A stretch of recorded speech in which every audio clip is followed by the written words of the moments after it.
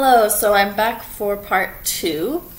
So we just finished with Winter of 515, where Sayana had just led some Zith into a battle against the undead in Alvadas. And so she redeems herself. She comes back to the seamstress and she is able to get her illusion taken away, so she's back to normal. And then in spring of 516, she returns back to Sileris. This is partly because I'm feeling a bit done with Alvadas. I've had my fun, and I want to go back to Sileris now with sort of these new skills I've developed for her. And also because I noticed that Clyde was in Sileris. Anyways, so she comes back and she starts causing a little bit of trouble in Sileris. Like she pulls a couple pranks. I think she had one thread where she had this poison set off, this vaporous poison that would cause people to go mute, which is kind of fitting that she had just done this whole Zith illusion where she couldn't talk properly or communicate properly with people. And I think she also attacks like a caravan. I had a very fun thread where we had with IMAS, where I had a map laid out and various grid. It wasn't hexagons, but I think it was just a grid, but it was really fun. And so she was single-handedly attacking a caravan. So she's causing more mischief in Sileris because she's at this point where she's had enough of being sort of normal and good and lawful, and she wants to be able to be more free, or that's how she thinks of it, to be able to cause chaos and to be able to disrupt and be able to do what she feels like regardless of the consequence, like regardless of the authorities. That's more like it. And it's sort of it's very prideful, kind of selfish kind of motivation, but she wants to be pushing those borders. Also, if anyone was following the Nefty slave plot, at this point, she essentially frees Nefty. She more like abandons her, to be quite honest. I think she leaves a note or something, and maybe 10 gold coins or something. But she doesn't want to. I think the reason why she doesn't want to bring Nefty along with her is because she knows she's going to be doing like more bad stuff, and she doesn't want to feel restrained by this hopeful young lady, and she doesn't want to sort of leave a bad impression on this young Etherian. And she also knows she can't really have a true slave, per se, in Sileris, because they wouldn't allow it. Anyways, so back in Sileris, she meets Clyde, which, the first meeting, she was rather terrified of him. He was the first person to truly call her out for her hypnotism.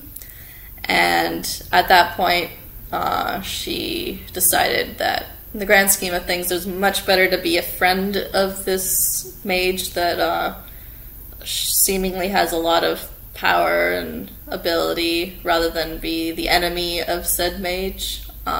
So she makes that decision rather quickly. And at the time, to sort of better connect with this potential friend rather than enemy, she decided that if she could learn heuristics from him, that could better solidify their relationship. And it was actually more of an excuse than a real reason. She wasn't really trying to learn heuristics, although at the time I was intending her to learn heuristics, but she had sort of already been initiated by Raisin. Anyways, it was kind of up in the air, but more so she didn't want to become Clyde's enemy. And then she also started learning a little bit about Rysel from Clyde at this time. Just a little bit, in the spring, I think. And then, so that started my Rysel plot arc. So at this point, the Fear of Zith plot arc is covered. The Revenge with Zith has been covered. It's been closed off. Her initial slave plot arc is covered. Her wedding and her being a mother, and then trying to be a mother to Timothy has also been wrapped up. Timothy actually went inactive, and so I didn't continue playing that plot arc for too much longer. Anyway, so a lot of those plot arcs started to wrap up, but this other plot arc of her slowly descending into more of this darker character is still ongoing. For summer 5/16, she signs her grand oath with Clyde. And then she also visits Alvidas again. I wasn't really expecting this out of characterly, but we ended up going back to Alvidas, and Sayana did a little bit of this playing the tour guide sort of thing. Yeah, she also had some fairly shaky relations with Clyde at first. There was a time when he got pissed off at her for plucking one of his hairs or something. I think she needed it for an illusionary mask. Anyways, he was pretty pissed off that she had plucked one of his hairs, and then he does a crazy demonstration with voiding to get rid of said hair, and she completely freaks out because she'd never seen voiding, and it was a scary black hole, essentially. So she's still having sort of shaky relations with Clyde because she is kind of terrified of him still. But she ends up learning a bunch from him about Rysel out in the wilderness, and that part really clicks with her. This idea of a god who won't, smite you for doing bad things. Kind of a nice thing if you're trying to be a chaotic, do whatever you feel like kind of a character. And so, and then when they get back to Silears, then they head off to Revok, and she has a very interesting Rheamancy initiation, and she's been sort of continuously flirting and sort of getting on Clyde's good side, being the seductress that she is. Still partly out of self-preservation. The idea of if Clyde really, really likes her, then she probably won't be killed by him. So again, this sort of selfish love. And then, yeah, so Rheamancy initiation and fun times. You can read that thread if you like. And then so for fall of 5/16, she finally gets to Revok, but she experiences various racial difficulties. People aren't so keen in Revok about Eupharians and other sort of monstrous races. So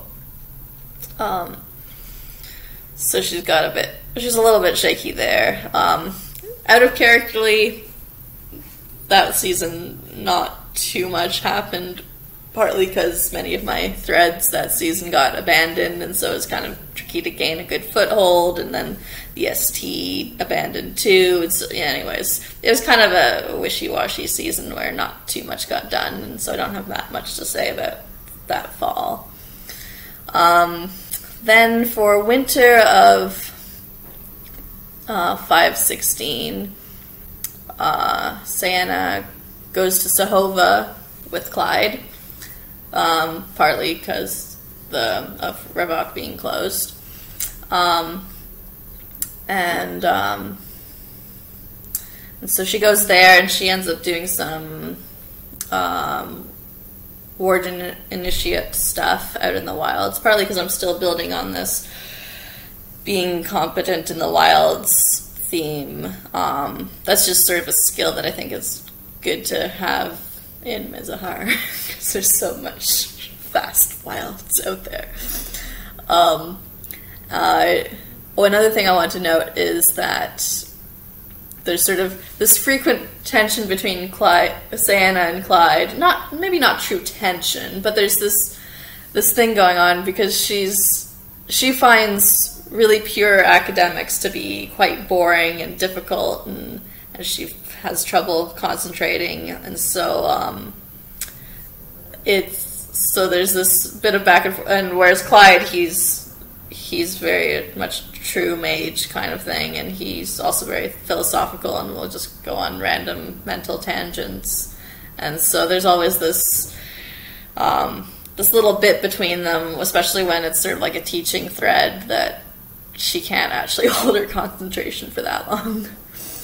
And I also want to mention that I find for long-term or longish-term relationships in roleplay settings, there's always this potential for them to get kind of boring after the immediate fun stuff happens. You know, the meeting, the first intimate encounters, the wedding, maybe the kid. There's all this sort of stuff at the beginning, but afterwards it can sometimes get a little bit boring. Or at least that's what I've noticed sometimes when I've role-played long-term relationships. And so I like having some of these dynamics that are conflicting between Sayana and Clyde, because it keeps things interesting and keeps a bit of tension and a bit of conflict happening so it doesn't sort of plateau. And then for the spring of 517, there was the whole Star Quest, and doing the traveling there, and I guess the traveling back, although I don't have many threads doing the traveling back.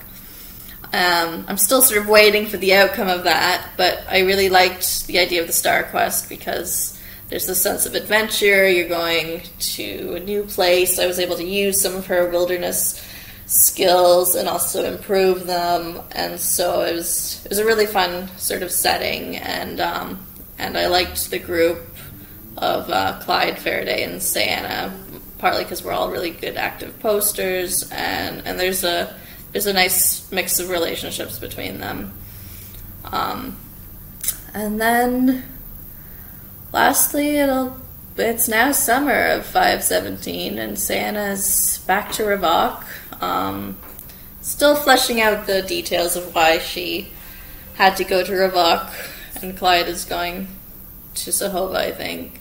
So it's kind of fleshing out those details still. I had plans, but I'm not sure how the Star Quest is going to actually work out. So, because that might have impacted it too. Oh, and she'll go back to seeing Shyress, because Shyress is in Ravok. Another slave that she picked up. Anyway, so that's sort of the grand scheme of plot arcs and main plot points. I will do some additional questions and elaboration in the next segment.